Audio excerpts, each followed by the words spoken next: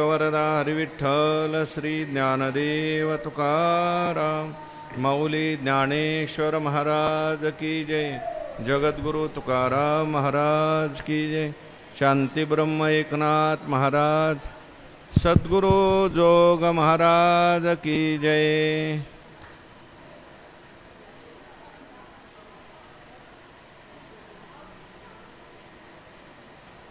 आणि वयसा वित्त कामू, ययाचा वाढवी संभ्रमू, मनोनी मध्ये आश्रमू तोची केला।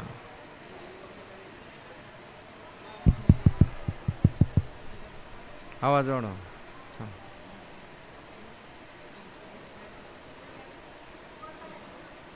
इकडे लक्ष देत जाऊ ना, इकडे बाहेर लक्ष देत जा।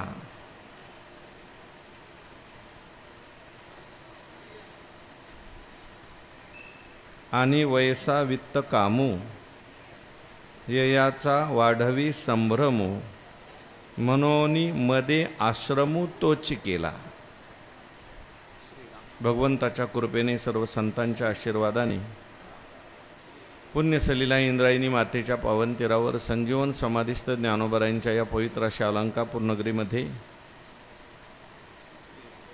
सद्गुरु जोग महाराज वारकरी शिक्षण संस्थेच्या माध्यमातून सुरू असलेली आपली ही नित्याची ज्ञानेश्वरी प्रवचन सेवा, सेवेकरता उपस्थित माऊली स्वरूप असणारे भाविक भक्त, श्रोते, सज्जन, माता भगिनी सर्वांच्या चरणी वंदन करून आपण सर्वांनी मिळून ही चिंतन सेवा या ठिकाणी करायची आहे।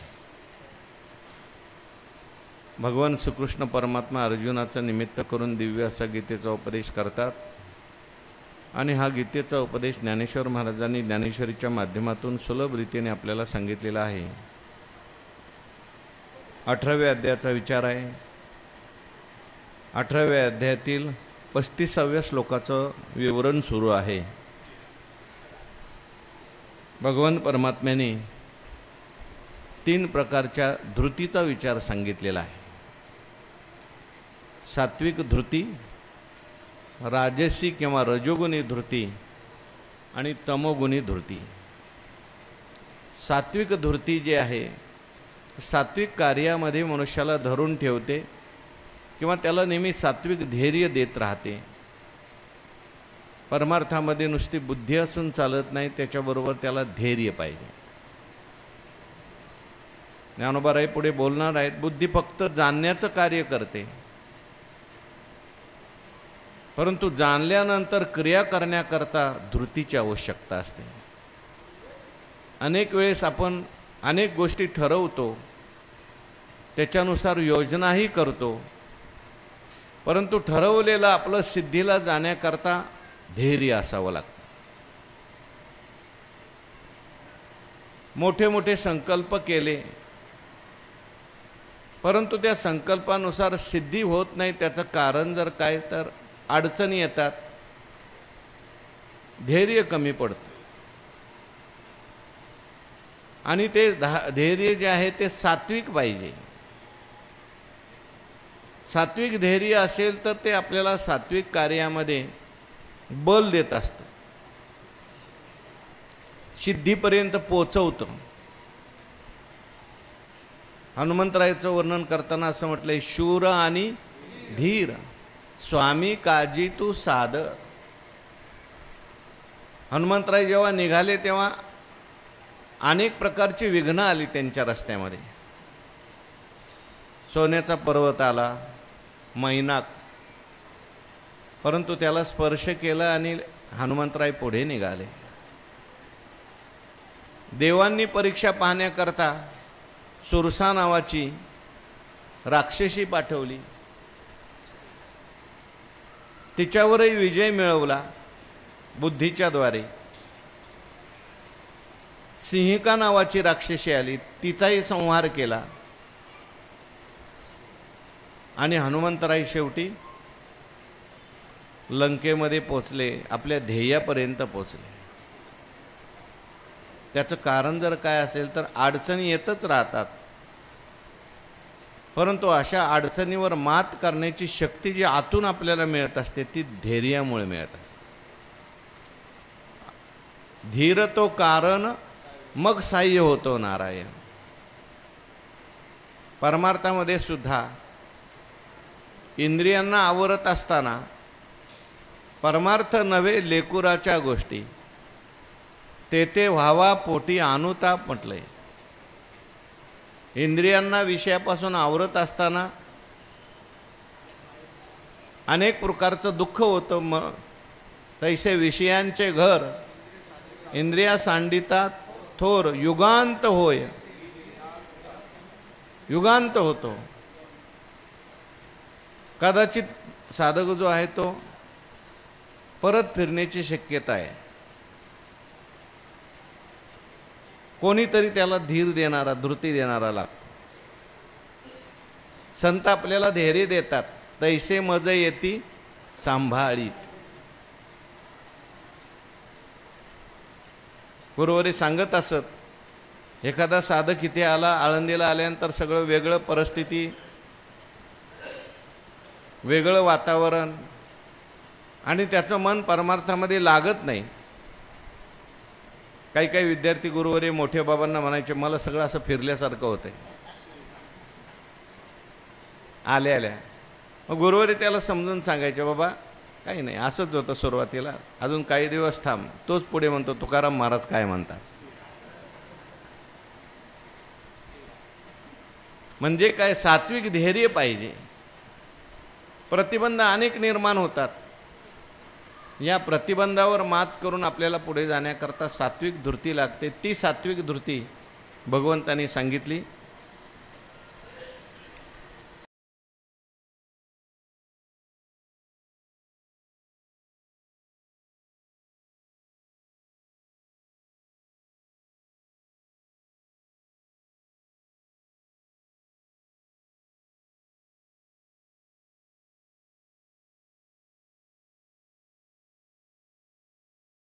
द्वारे, ध्यानाच्या द्वारे, समाधीच्या द्वारे सगळ्या मन प्राण इंद्रियांच्या सगळ्या क्रिया आहेत यांच्या आवरून धरून ती परमात्म्याकडे लावते. परमात्म्याकडे आपल्याला सगळ्या मन प्राण इंद्रियांच्या क्रिया धरून ठेवते, परमात्म्यामध्ये स्थिर करते. अशी आतून असलेली जी शक्ती आहे, सर्वेंद्रियाच्या वृत्ती घेऊन आपल्या हाती, बुद्धी आत्मया मिळे एकांती प्रिया जैशी. ती सात्विक धृती सांगितली. नंतर रजोगुणी धृती सांगितली. यया तू धर्म कामार्थान धृत्या धारयते अर्जुन. जी केवळ धर्म काम आणि अर्थ याच्यामध्येच प्रवृत्त होते, तिथे गेलं तरच धैर्य देते, तिथेच माणसाला साधकाला जीवाला धरून ठेवते, मोक्षाकडे जाऊ देत नाही. आणि धर्म काम अर्थ सुद्धा ते आंक्षेने करते, फलाच्या इच्छेने करते. अशा प्रकारे असलेली जी धृती आहे ती राजसी धृती सांगितली. आणि आता तामसी धृतीचा विचार सांगत असताना यया स्वप्नम भयम शोकम विषादम मदमेवच न विमुंचती. जी मनुष्याला दुर्मेधा बनवते. दुर्मेधा म्हणजे दुर्बुद्धी, अनात्माकार, विषयाकार जी बुद्धी बनवते, जी धृती अशा बुद्धीला सहाय्य करते, जी बुद्धी त्या बुद्धीला बाहेर निघू देत नाही, जीवाला बाहेर निघू देत नाही, जीवाला सोडू देत नाही. काय? स्वप्न म्हणजे निद्रा. यया स्वप्नम भयम शोकम विषादम मदमेवच. या 5 गोष्टी सांगितल्या. एक निद्रा, भय, शोक, विषाद आणि मद. या 5 गोष्टी जी धृती, जे धैर्य सोडू देत नाही, म्हणजे झोप सोडू देत नाही, जागायचंच नाही म्हणते, जागं नाही व्हायचं, नुसतं झोपून राहायचं. नुसतं झोपून राहण्याकरता सुद्धा धैर्य पाहिजे. हो, सामान्य माणसाचं काम नाही ते. सारखं झोपून राहणं याच्यासाठी सुद्धा पाहिजे, धैर्य पाहिजे, पण तेच तामसी धैर्य पाहिजे.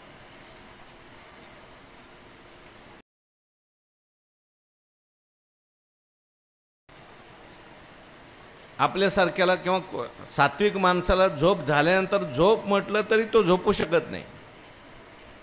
त्याच्याकरता ही धृती लागते, जी धृती त्या झोपेमध्येच त्याला गुंतवते, स्वप्नामध्ये गुंतवते, मनोरथात गुंतवते, किंवा हे सगळं जगत स्वप्न आहे या जगतामध्येच त्याला गुंतवते, ज्या जगतामधून त्याला बाहेर निघू देत नाही, देह तादात्म्यातून बाहेर निघू देत नाही.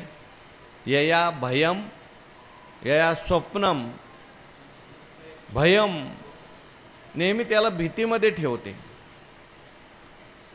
भीती सुटतच नाही, प्रत्येक गोष्टीची भीती.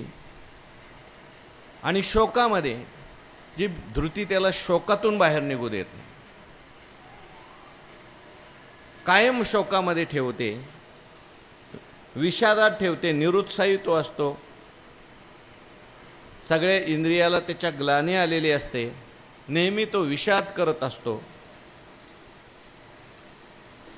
आणि मद म्हणजे विषयापासून जे होणारा सुख आहे किंवा विषय प्राप्ती जी आहे त्याच्यात त्याला गर्व होतो, त्याला मद असं म्हणतात. आणि त्या गर्वामध्ये कशी धृती ठेवते त्याचा विचार ज्ञानोबाराय सांगतो. आणि वयसा वित्त कामू ययाचा वाढवी संभ्रमू म्हणोनी मदे आश्रमू तोची केला. मदाने गर्वाने आपला आश्रम या मनुष्याला केलेला आहे. कोणाला? जो तामसी धृतीवाला आहे. मदाचं राहण्याचं ठिकाण, गर्वाचं राहण्याचं ठिकाण, गर्वाचा राहण्याचा आश्रम अशी धृती झालेली असते. म्हणजे गर्व अशा माणसाला सोडून कधी दुसरीकडे जातच नाही. का बरं? कारण याच्या ठिकाणी संभ्रम असतो, सम्यक प्रकारचा भ्रम. कशाविषयी भ्रम असतो? म्हणजे वयसा वित्त कामू ययाचा वाढवी संभ्रमू.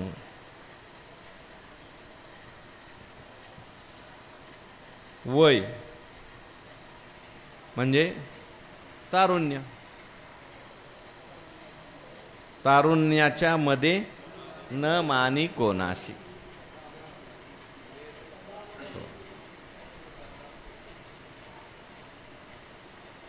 तरुणपणामध्ये तो मद आहे, त्याला मदोन्मत्त झालेला आहे, तो कोणाला मानत नाही. त्या मदामध्ये कायम राहतो, गर्वामध्ये. गर्वे पर्वताची शिखरे ऐसा महत्वाहुनी नुतरे, तयाच्या ठाई पुरे अज्ञान आहे.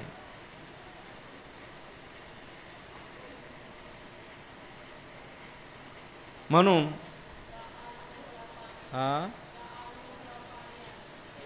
आड ओहळा पाणी आहे,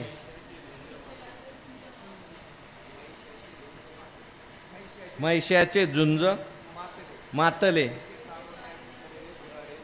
हा तारुण्याचे चढले भुर्रे जया. आड ओहळा पाणी आले. आड ओहळा कधी पाणी नाही, आणि कधीतरी पाणी त्या आलं.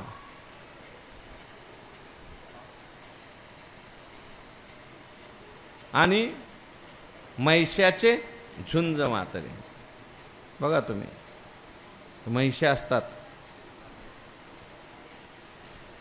ते तरुण अवस्थेमध्ये आल्यानंतर ते मातीत शिंग घालतात,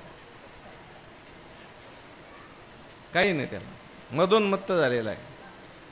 तुकाराम महाराजांनी ते एकदम ग्राम्य दृष्टांत दिलाय. मदोन्मत्त झाल्यावर काय करत होतो. आणि म्हैस, दोन्ही म्हैसे एकमेकाला झुंज लागली, बस दिवसभर त्यांची झुंज चालूच. तसं तारुण्यामध्ये त्याला काही आठवत नाही. वयसा, त्याच्यामध्ये पुन्हा वित्त, आधीची माकड, त्याच्यावर काय मर्कटस्य सुरापानम, तन्मध्ये वृश्चिकदंशः, आणि मग भूतसंचार. माकड आहे, त्याला कोणीतरी दारू पाजली, त्याच्यामध्ये आणखीन त्याला विंचू चावला, त्याच्यात भूत लागलं, मग आदवात आदवा भविष्यत त्याची स्थिती होते. तसं वयसा आणि त्यात वित्त, वित्त जो आहे, वित्त सुद्धा मद निर्माण करतो. मद म्हणजे एक प्रकारचा नशा आहे बरं का. केवळ मद्यानेच नशा येते असे नाही. नशा म्हणजे एक धुंदी, तारुण्याने सुद्धा धुंदी येते माणसाला. कोणाचंच ऐकत नाही मनुष्य तारुण्यामध्ये. किंवा वित्त असेल, भरपूर पैसा आला, मग काही सुचत नाही त्याला, कोणाचं तो ऐकत नाही, आणि त्या वित्ताच्या नशेमध्ये धुंद राहतो. कुबेर वाथिला होय, परी तो नेने माझी सोय, संपत्ती मज सम नव्हे श्रीनाथाची. श्रीनाथ सुद्धा माझ्यासमोर काही नाही. तर श्रीनाथ म्हणजे लक्ष्मीचा पती.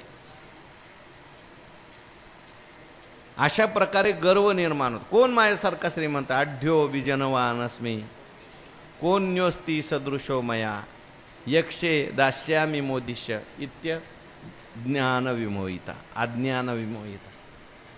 अशा प्रकारे तो मदोन्मत्त झालेला, ह्याचा एक नशा आहे. सत्तेची म्हणा, धनाची म्हणा, आणि वैसा आहे, वित्त आहे, आणि कामू विषय भोग. त्या दक्ष प्रजापतीला प्रजापतीचा अध्यक्ष केलं, आणि केल्यानंतर सभेमध्ये आला. सभेमध्ये आल्यानंतर सगळ्यांनी नमस्कार केला. भगवान शंकरांनी, ब्रह्मदेव देव दोघे उठले नाही, तर भगवान शंकराची निंदा करायला सुरुवात. मदोन्मत्त झाला, अहंकार.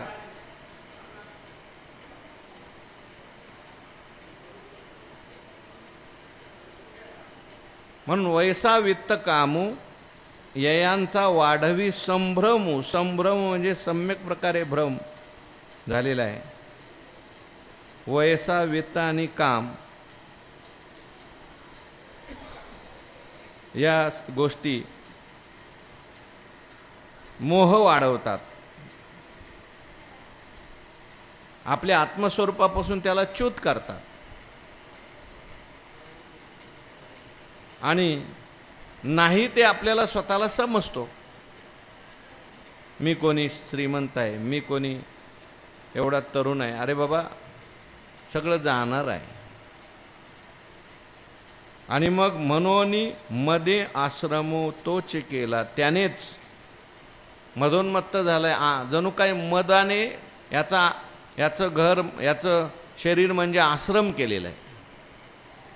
आणि मग तो काय काय करतो या मदोन्मत्त झाल्यानंतर, त्याचं वर्णन पुढे ज्ञानोबाराय करतात. आगीतेनं सांडी तापू, सळा ते जातीचा सापू, का जगाचा वैरी वासिपू अखंड जैसा.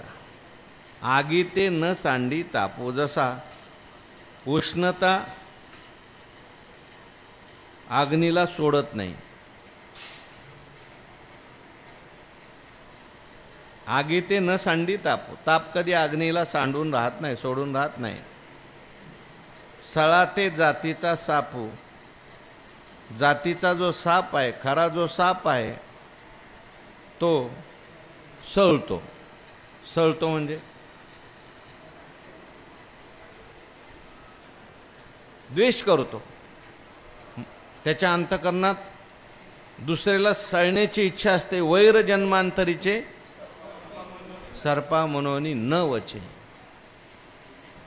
जातीचा साप, खरा साप. तो ज्याप्रमाणे द्वेष विसरत नाही, सोडत नाही, का जगाचा वैरी वासिपो अखंड जैसा. सगळ्या जगाचा जो वैरी आहे त्याला जसं भय सोडत नाही. वासिपू म्हणजे काय? भयच आहे ना, भीती. वासिपू भीती. भीती जशी जगाचा जो वैरी आहे त्याला भीती सोडून राहत नाही. ज्ञानोबा आहे. आता हे वर्णन चाललेलं आहे तामसी मनुष्याचं, तामसी धृतीचं. आणि हे सांगता सांगता दृष्टांतात सिद्धांत सांगतात. तामसी मनुष्य कसा असतो? आगीसारखा असतो. आगी जसं अग्नी जे आहे ना, अग्नीला जर स्पर्श केला तर भाजल्याशिवाय राहत नाहीत. अग्नीसारखा जसा तापवत असतो तसा हा म्हणजे लोकांच्या दृष्टीने अग्नीच.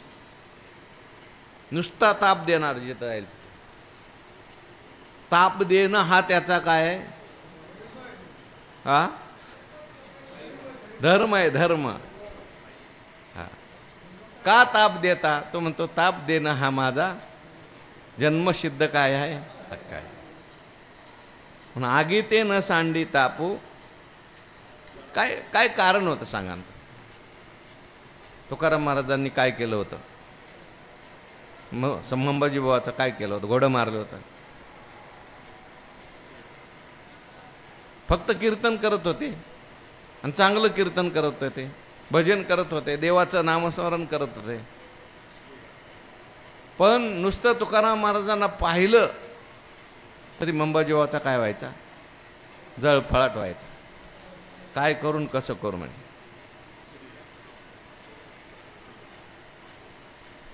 सारखा जळत असायचा तो. पण आता मागा पुढा जाळणे, वाचून आगी काही नेणे, तैसे विरुची एक करणे भलते.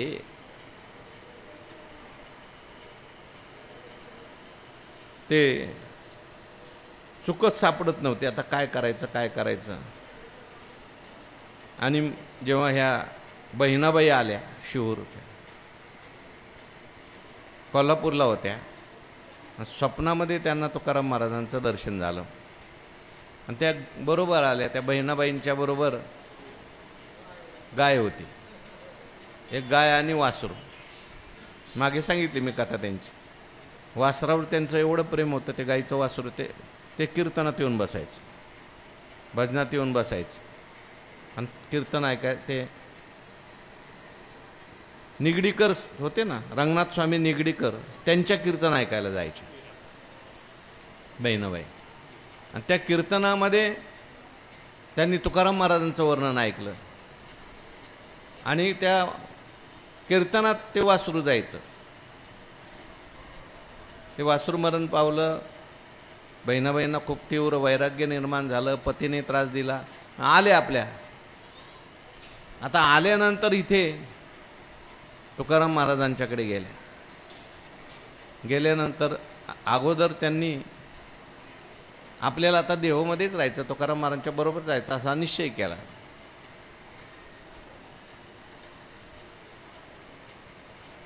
ब्राह्मण असल्यामुळे तो काळ म्हणजे आता ब्राह्मणाच्या घरी कुठेतरी राहिलं पाहिजे. ब्राह्मण कोण होते त्यावेळेस? अंबाजीबाबा गोसावी. त्यांच्या घरी विचारायला गेले, तुमच्याकडे मला राहायला खोली आहे का म्हणली एखादी. मी ब्राह्मण आहे. अंबाजीबाबा म्हटले का नाही, आहे माझ्याकडे खोली, चांगला आहे, मोठा वाडा आहे. पण तुम्ही इथे देहूला आला कशा करता? म्हणजे तुकाराम महाराजच्या दर्शनाला.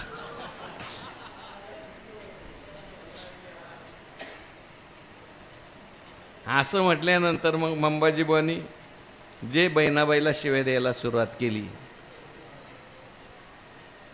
द्वेष. आणि मग एकदा त्या बहिणाबाईची जी गाय होती ती त्या मंबाजीच्या शेतात शिरली म्हणतात. तुकाराम महाराजची सेवा करत असताना तुकाराम महाराजांनी मग आपल्या तिथे जागा दिली आतमध्ये. पण कसा द्वेष असतो म्हटले बा, आगी ते न सांडी तापू. ताप जसा अग्नीला साड तसा हा अग्नीच आहे, नुसता तापच देतो. सळा ते जातीचा सापू हा तामस धृतीवाला जो आहे ना, तो एक प्रकारे सळण्यामध्ये दुसऱ्याला त्रास देण्यामध्ये सापासारखा आहे. मन सर्पाची फुटी, डोळे नाराची सुटी, बोलणे जैशी वृष्टी इंगळाची. म्हणून सळा ते जातीचा सापू जसा साप असतो, लक्षात ठेवतो, जन्मांतरीचं वैर लक्षात ठेवतो, तसा हा सुद्धा काय ऊन आहे तेवढं लक्षात ठेवतो, कोणाचं काय चुकलंय तेवढंच लक्षात ठेवतो, आणि बरोबर त्याला कोणाला कसा कुठं त्रास द्यायचा ह्याची वाट बघत बसतो. साप जसा असा दबा धरून बसलेला असतो, तो वाट बघत असतो, कधी या रस्त्याने येतोय, कधी त्या रस्त्याने येतोय, आणि आला की लगेच दंश करतो. तसा हा सुद्धा सापासारखा, ही धृती जी आहे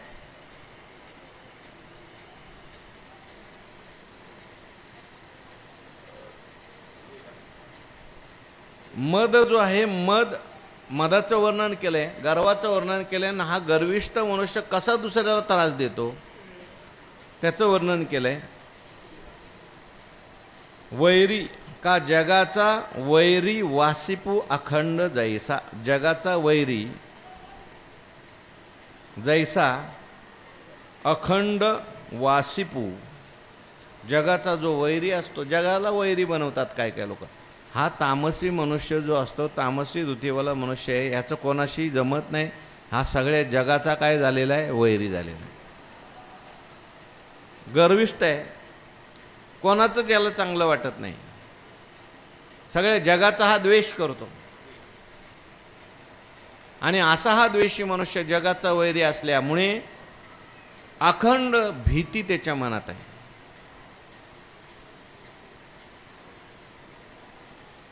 सगळ्यांच्यापासून भीती आहे, शत्रूपासूनच भीती आहे असं नाही, मित्रापासून सुद्धा काय, पुत्रापासून सुद्धा काय, पत्नीपासून सुद्धा काय. पत्नी सुद्धा आपल्याला मारेल की काय वाटतं रात्रीचं त्याला, मला गळा दाबून मारते का काय, मुलं मला गळा दाबून मारतात की काय. पुत्रादपि धन भाज्याम भीती म्हटलंय आचार्य म्हणतात. पुत्रात अपि धन भाज्याम पुत्रादपि भीती असते. धनवान लोक जे असतात त्यांना पुत्रापासून सुद्धा भीती वाटते. का, कोणाला काय दिलेलंच नाही ना, नुसतं साठवून ठेवलं ते पोरं वाट बघत असतात, कधी हा मरतोय आणि ह्याचं सगळं संपत्ती आम्हाला मिळते. आणि नाही लवकर मरत तर मग पुत्र मारण्याचा प्रयत्न करतात.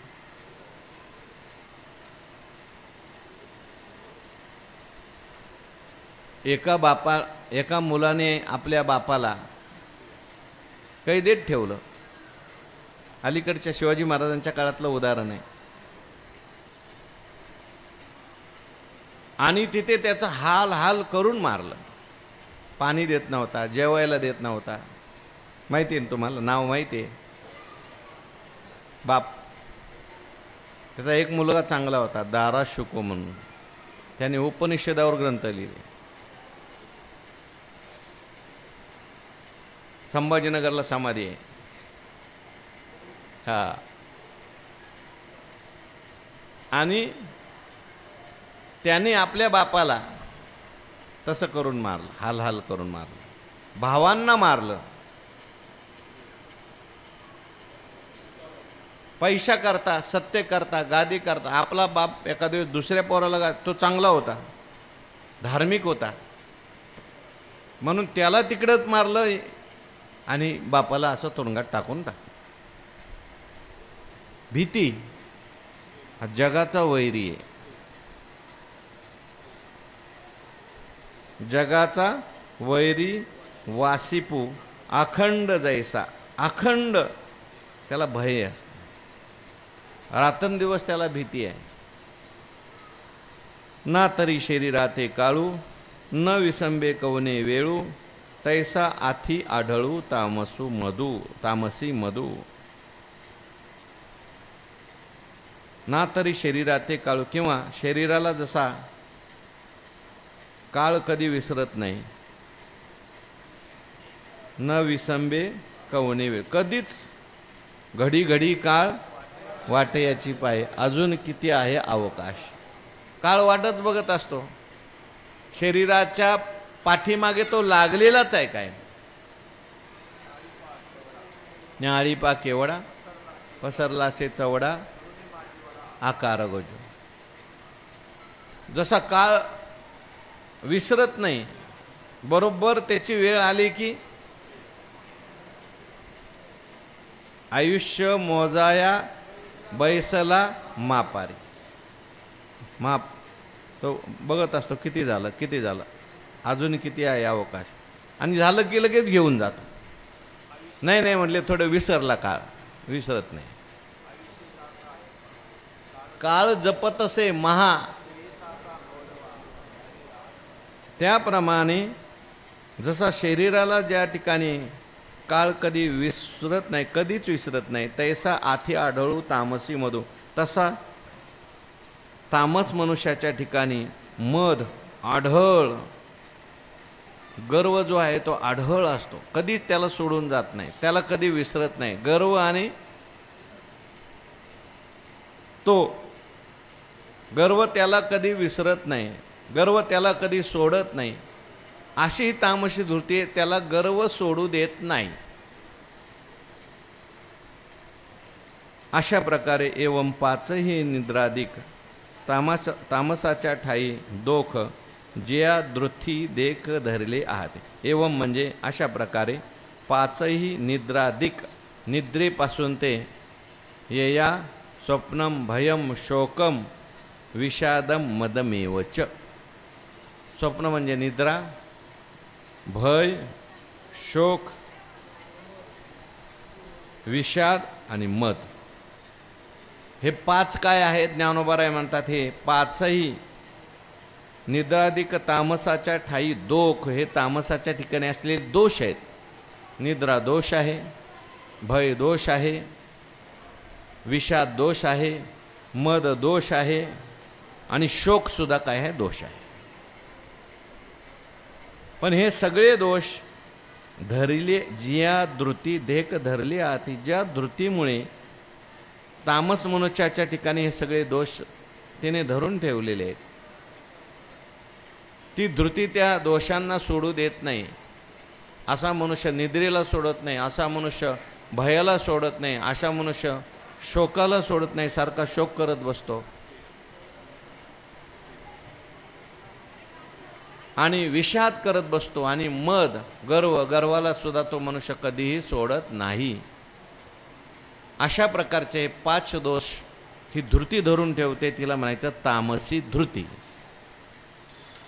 ते या धृती नावे तामसी येथ जाणावे, मनितले तेने देवे जगाचेनी. म्हणून ज्ञानोबाराय सांगतात, ते या धृती नावे तामसी येथ जाणावे. ही तामसी धृती अशी आहे. मनितले तेने देवे जगाचेनी. कोणी असं म्हटलंय? मी म्हटलं नाही, ज्ञानोबाराय म्हणतात. सामान्य मनुष्याने सांगितलेलं नाही. हे कोणी सांगितलंय? का श्रद्धा ठेवा, किती महत्त्वाचं आहे. जगाचा देव सांगायला लागलाय. जगाचेनी मनितले देवे जगाचेनी. तो जगाचा देव आहे. जगाचं कल्याण व्हावं असं त्याला वाटतंय. म्हणून तो सांगायला लागला एवढं. त्याच्या अंतःकरणात तळमळ आहे, जगात तो व्यापून आहे.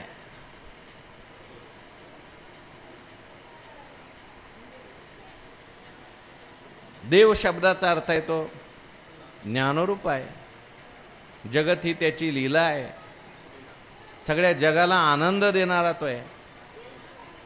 देव शब्दाचे 10 अर्थ आपण मागे पाहून आलोय. आणि असा असलेला तो देव आहे, तो सांगायला लागलाय तो काही सामान्य नाही. आधीच विवेकाची गोठी वरी प्रतिपादी श्रीकृष्ण जगजेठी आणि भक्तराज किरीटी परिसत्तो असे भगवान परमात्मा सांगतात. विस्ताराने भगवान परमात्म्याने सांगितले, कारण ही जी धृती आहे ही धृती नको आहे, परमात्म्याच्या प्राप्तीकरता प्रतिबंधक आहे. म्हणून जगाचा असलेला देव आपल्याला सांगतोय, बाबा ह्या धृतीच्या त्याग करा आणि सात्विक धृती तुम्ही धारण करा, तरच तुम्हाला आत्यंतिक दुःखाची निवृत्ती आणि परमानंदाची तुम्हाला प्राप्ती होईल.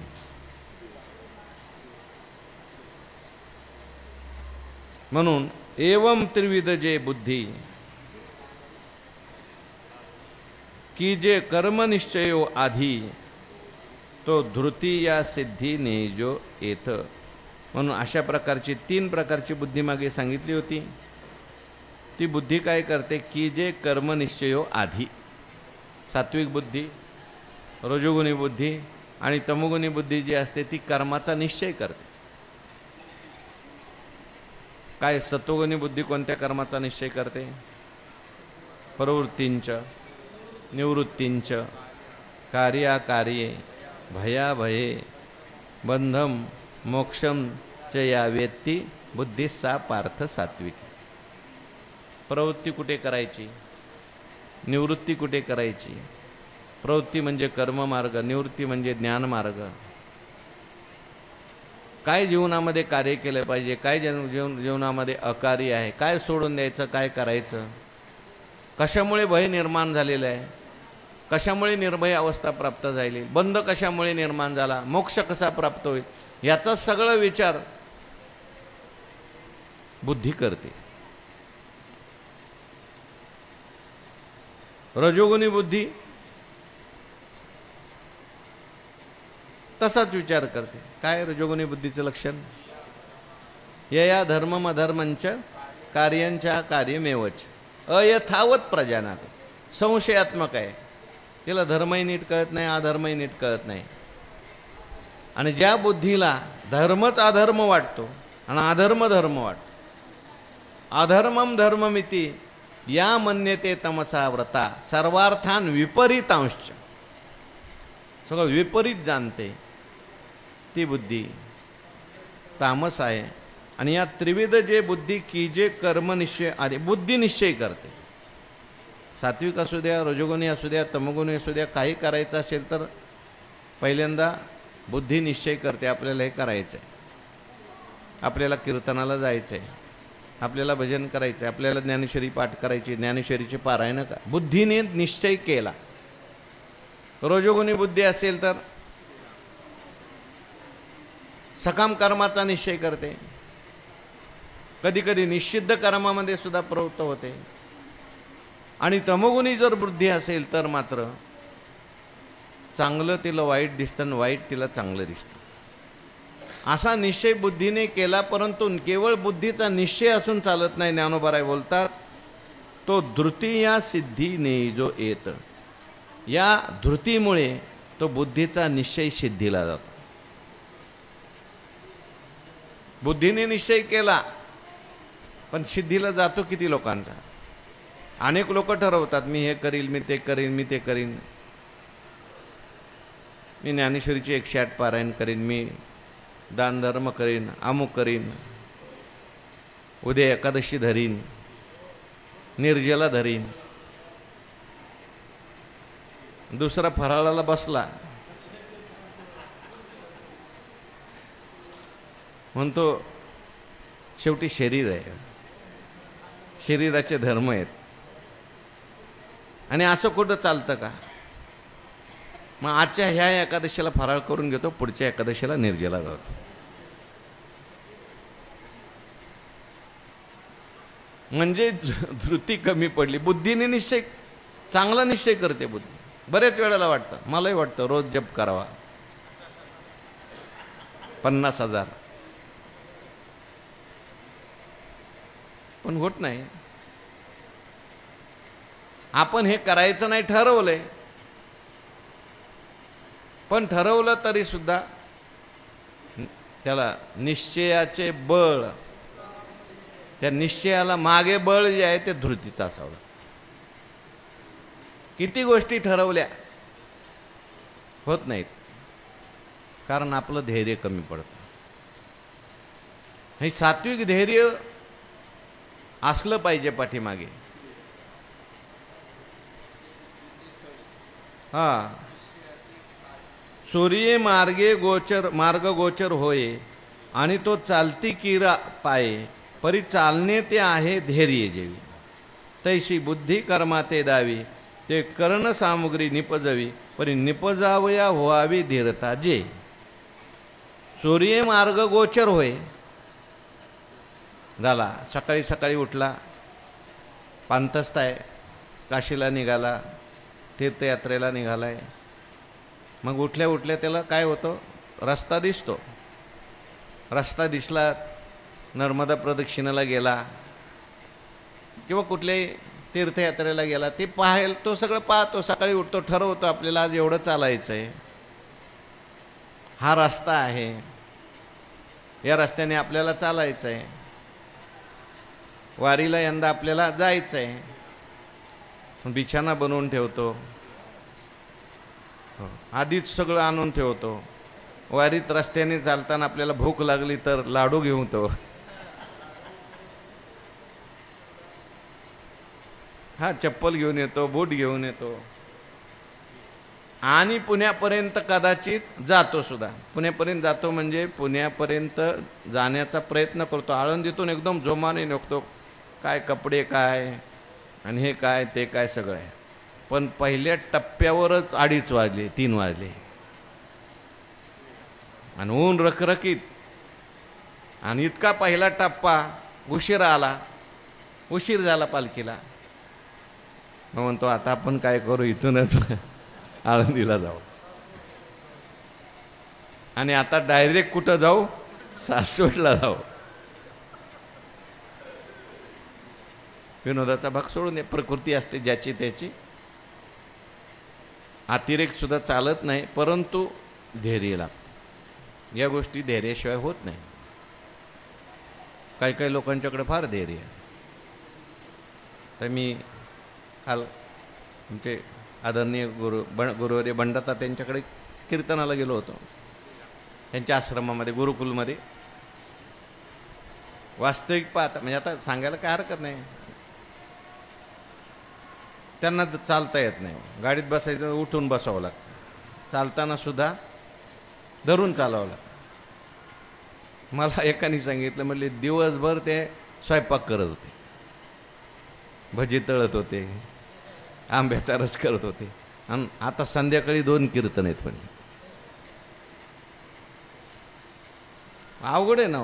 माझ्यासारखा जर असताना, पॅरालिसिस झाला असताना, भीतीनेच मेला असता. एखादा रोग झाला तर मनुष्य भीतीनेच मरतो,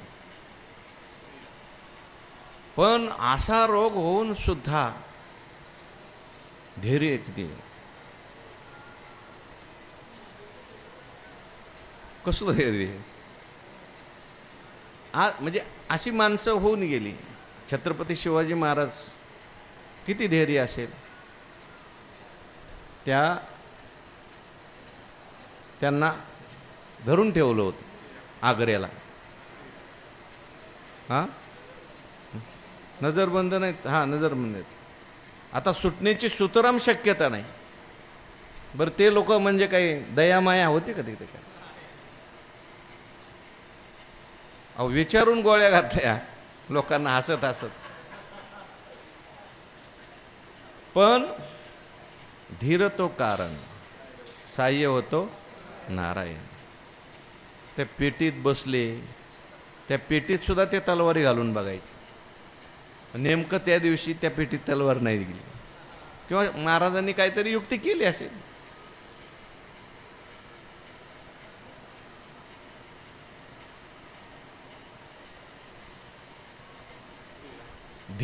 धीरता किती.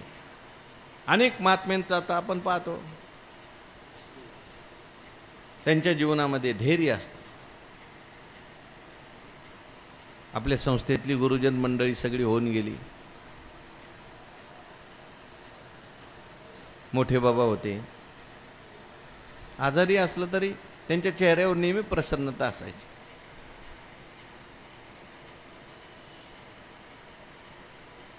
आमचे वैकुंठवासी नथुसिंग बाबा होते, विठ्ठल बाबा होते, सगळीच मंडळी शेवटपर्यंत. आता गुरुवरे बाबा आहेत,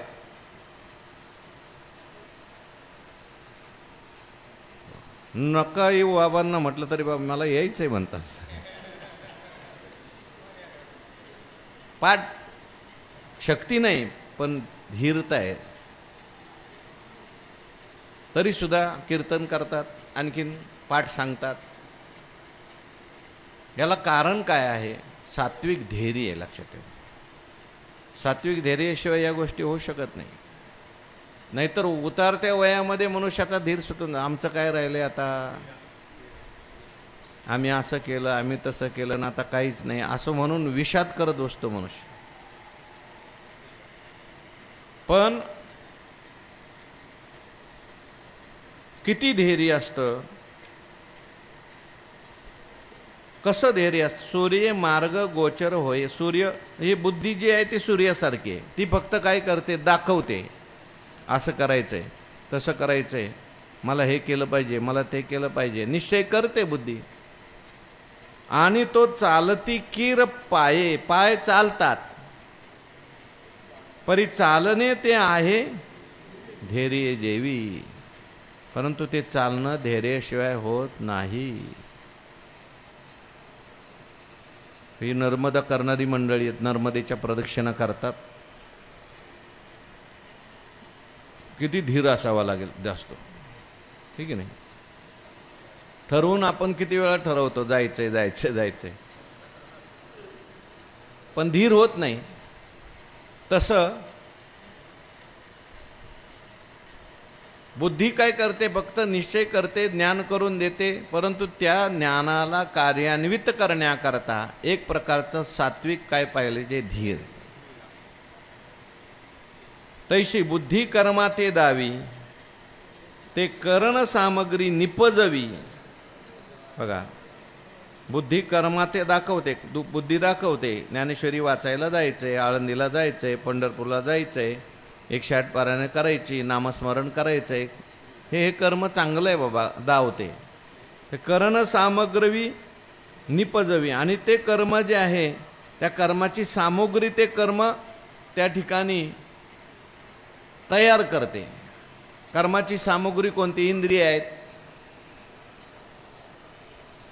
ही कर्माची सामुग्री आहेत. मागे सांगितली कर्माची सामुग्री, पंचेतानी महाबाहो कारणानी निबोधमे सांख्ये कृतांते प्रोक्तानी सिद्धये सर्व कर्मणा. पण परी निपजावया व्हावी धीरता. जेथे पूर्ण होण्याकरता काय लागते? धीरता लागते. नामदेव महाराजांनी पंढरपूरपासून ते पंजाबपर्यंत भागवत धर्माचा काय केला? प्रचार प्रसार केला. आता परप्रांतात जायचं, तिथली भाषा अवगत नाही, तिथली लोक वेगवेगळ्या प्रकारची लोक. परंतु त्या लोकांच्यात जाऊन त्यांच्यात राहून एवढी मोठी क्रांती की त्यांच्या ग्रंथामध्ये नामदेव महाराजांचे 65 पद आहेत. धीरता आहे. संकट जीवनात आली नाहीत का? पण कधी धैर्य सोडला नाही. अनेक प्रकारे भजन करायला गेले त्या औंढ्या नागनाथला, कीर्तन सुरू केलं. कीर्तन सुरू केल्यानंतर महाशिवरात्रीचा दिवस ते आले सगळे. पंडित लोक म्हटले काय लावलंय टाळ वाजवायचं आणि मोठ्या मोठ्याने चाली म्हणा, जाऊ दे मागच्या बाजूला, इथं आम्हाला अभिषेक करायचा आहे, पुढे तुम्ही सगळे जा मागे. नामदेव महाराज म्हटले ठीक आहे मागे तर मागे, आम्हाला काय भजन करायचं आहे, आमचा देव सगळीकडेच आहे, हरिव्यापक विठ्ठल जळी स्थळी. मागच्या बाजूने गेले, भजन सुरू केल्याबरोबर जिदर जिदर नामा उदर मंदिरही फिरे म्हणले, फिरविले देऊळ जगा माझी ख्याती, नामदेवा हाती दूध प्याला. म्हणून धीरता, धीर सोडला नाही, अनेक संकट त्यांच्यावर आली, तैशी बुद्धी कर्मा ते दावी, ते करण सामग्री निपरी निपजावया व्हावी धीरता जे, ते गा तुझ प्रती सांगितली त्रिविध धृती, या कर्मत्रया निष्पत्ती आलिया झालिया मग. ते गा तुझ प्रती सांगितली त्रिविध धृती, तीन प्रकारची धृती तुला मी सांगितली, या कर्मत्रया निष्पत्ती आलिया मग.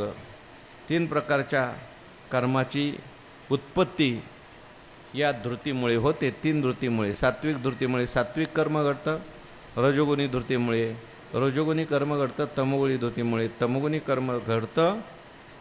आणि मग हे कर्म घडल्यानंतर पुढे काय होतं, येथ फळ जे एक निपजे, सुख जया ते म्हणजे तेही त्रिविध जाणीजे कर्म वशे. आणि या कर्माचं फळ तीन प्रकारेच होतं. आता कर्माचं फळ सांगायचं आहे. सुख, कर्माचं फळ काय, सुख म्हटले, सुख आणि दुःख ही दोन्ही कर्माचीच फळ आहेत. पण ज्ञानोबा राय म्हणतात तीन प्रकारे कर्माचं फळ आहे, म्हणून आता तीन प्रकारचं सुख सांगायचं. येत कर्म जे येत फळ जे कनिपजे, सुख जया ते म्हणजे तेही त्रिविध जाणीजे कर्म वशे. ते सुद्धा कर्मा वश असल्यामुळे कर्मानुसार फळ असतं. जे जे कर्म झाले तेच भोग आले. ते सुद्धा तीन प्रकारचं फळ आहे, तीन प्रकारचं सुख आहे. तरी फळरूप ते सुख त्रिगुणी भेदले देख, विवंचो आता चोख चोखी बोली. ते सुद्धा तुला आता काय सांगायचं आहे, चोख सांगायचं आहे, शुद्ध. आणि चोखी बोली म्हणजे शुद्ध शब्दात सांगायचं. शुद्ध सुख सांगायचं आहे आणि शुद्ध शब्दाने सांगायचं आहे, स्पष्ट सांगायचं आहे, शुद्ध सांगायचं आहे. म्हणजे बोलणं सुद्धा शुद्ध आणि जे सांगायचं आहे ते सुद्धा शुद्ध. म्हणून आता ते शुद्ध सांगायला थोडा वेळ लागणार आहे. उद्याच्या प्रवचनात पुंडलिक वरदा हरी विठ्ठल श्री ज्ञानदेव तुकाराम ठल विठ्ठल विठ्ठल विठ्ठल विठ्ठल पुंडलिक वरदा हरी विठ्ठल श्री